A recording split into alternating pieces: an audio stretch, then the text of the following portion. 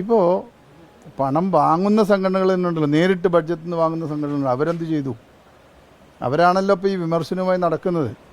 അത് കണക്കിലുണ്ടല്ലോ, സർക്കാരിൻ്റെ ജിയോ ഉണ്ടല്ലോ, അതെടുത്ത് പരിശോധിച്ച് നോക്ക്. അപ്പോൾ ഈ പുട്ടടി എന്ന് ഉദ്ദേശിച്ചത് അത് തന്നെയാണ്. ഇപ്പോഴും അതിൽ തന്നെ ഉറച്ചു നിൽക്കുകയാണ്. അതിലൊന്നൊരു വ്യത്യാസമില്ല. ഇവിടെ ഇത് നന്നാവാൻ പാടില്ല എന്ന് കരുതുന്ന കുറേ ആളുകളുണ്ട്. അവരുടെ മനോഭാവത്തിൽ മാറ്റമുണ്ടാവണം. ഇത് നന്നാവണമെന്ന് ആഗ്രഹിക്കുന്ന ധാരാളം ആളുകൾ വേറെയുണ്ട്. അവരുടെ പ്രവർത്തനത്തിന് ഇതുകൊണ്ട് പിന്നോട്ടടിക്കുകയാണ്. ഇതിൽ മറ്റൊരു വിമർശനത്തിൻ്റെയോ അല്ലെങ്കിൽ ഇത്തരത്തിൽ അഭിപ്രായം പറയേണ്ട ഒരാവശ്യമില്ല. ഇപ്പോൾ ഛത്തീസ്ഗഡിൽ വെച്ച് ഈ പറയുന്ന കക്ഷി എന്തിനാ വെറുതെ ഇങ്ങനെയൊക്കെ വിളിച്ചു പറയേണ്ട ആവശ്യം? ഇവിടെ ഒന്ന് സംസാരിച്ചോളൂ. ഈ മത്സരങ്ങൾക്ക് പുറപ്പെടുന്നതിന് മുമ്പ് ദർബാർ ഹാളിൽ വെച്ച് നമ്മൾ മീറ്റിംഗ് കൂടിയല്ലോ. ആ മീറ്റിങ്ങിൽ വെച്ച് പറഞ്ഞല്ലോ ഇപ്രാവശ്യം പെർഫോമൻസ് എങ്ങനെയാവും. ഞാൻ തന്നെ പറഞ്ഞു അവരോട്, ഞാൻ തന്നെ എല്ലാ സംഘടനകളും ഇരിക്കുമ്പോൾ പറഞ്ഞു, നിങ്ങൾ ഇത്തവണത്തെ പെർഫോമൻസിൽ എനിക്ക് സംശയമുണ്ട് എന്ന് ഞാൻ പറഞ്ഞു കഴിഞ്ഞു. അന്നേ പറഞ്ഞതാ, ഇവരിപ്പോഴല്ലേ പറഞ്ഞുള്ളൂ. ഈ മത്സരത്തിന് പോകുന്നതിന് മുമ്പ് ഞാൻ പറഞ്ഞിട്ടുണ്ട് അവിടെ ഇപ്രാവശ്യം നമുക്ക് അത്ര ശുഭകരമാകാൻ സാധ്യതയില്ല എന്ന് നിങ്ങളെ പെർഫോമൻസിൽ നിന്നും എനിക്ക് മനസ്സിലാവും. കായിക താരങ്ങൾ പറഞ്ഞിട്ടുള്ള പ്രധാനപ്പെട്ട ഒരു കാര്യം അവിടെ ഫിക്സഡ് മാച്ച് നടന്നു എന്നുള്ളത് മന്ത്രി പറഞ്ഞത് മനോവിഷമം ഉണ്ടാക്കി. അതിൽ മന്ത്രി മാപ്പ് പറഞ്ഞില്ല എന്നുണ്ടെങ്കിൽ മെഡൽ തിരിച്ചു നൽകും എന്നുള്ളതാണ്. അല്ല, അവിടെ ഫിക്സഡ് മാച്ച് നടന്നില്ല. എല്ലാത്തിലും ഒന്നിനെ പറ്റി കുറിച്ചല്ലേ പറഞ്ഞിട്ടുള്ളൂ, ഒന്നല്ലേ പറഞ്ഞിട്ടുള്ളൂ. അപ്പോൾ നിലവിൽ അവിടെ നടന്ന ആ സിൽവർ ഗോൾഡും തമ്മിലുള്ള മാറ്റത്തിൽ അത് തിരിച്ചു കൊടുക്കുക തന്നെയാണ് നല്ലത്. അത് തിരിച്ചു കൊടുത്ത് ഒരു മാന്യമായ മത്സരം നടത്തി ഒരു ഗോൾഡ് കൊണ്ടുവരുന്നതിന് നല്ലത്.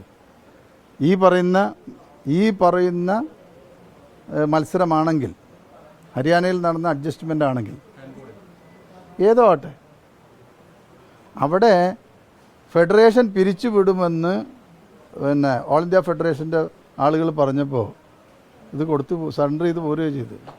അതുണ്ടായതല്ലേ. പിന്നെ തിരിച്ചു കൊടുക്കുകയാണെങ്കിൽ ഈ സിൽവർ കൊടുത്ത് ഗോൾഡ് തിരിച്ചു വാങ്ങി വരട്ടെ, അതാണ് നല്ലത്.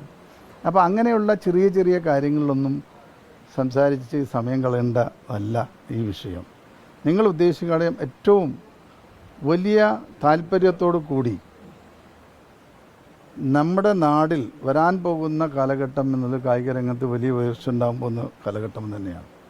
അതിലുള്ള അടിസ്ഥാന സൗകര്യങ്ങൾ നമ്മൾ ഒരുക്കിയിട്ടുണ്ട്. ആ രീതിയിൽ നമ്മുടെ പുതിയ തലമുറയെ പാകപ്പെടുത്തി കൊണ്ടുവരുന്നുണ്ട്.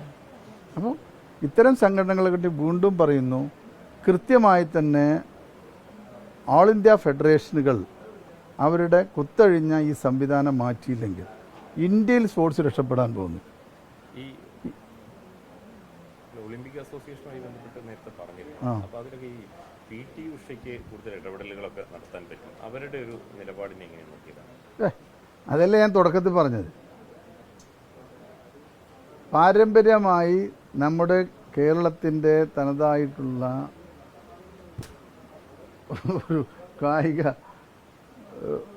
സംവിധാനത്തിൽപ്പെട്ടതാണ് കളരി. പാരമ്പര്യമായ ആയോധന കലയല്ലേ.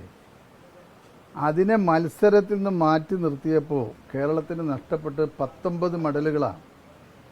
പ്രദർശന മത്സരത്തിൽ അത്രയും മെഡലുകൾ നമുക്ക് ലഭിച്ചു. ഇത് പറയണ്ടേ?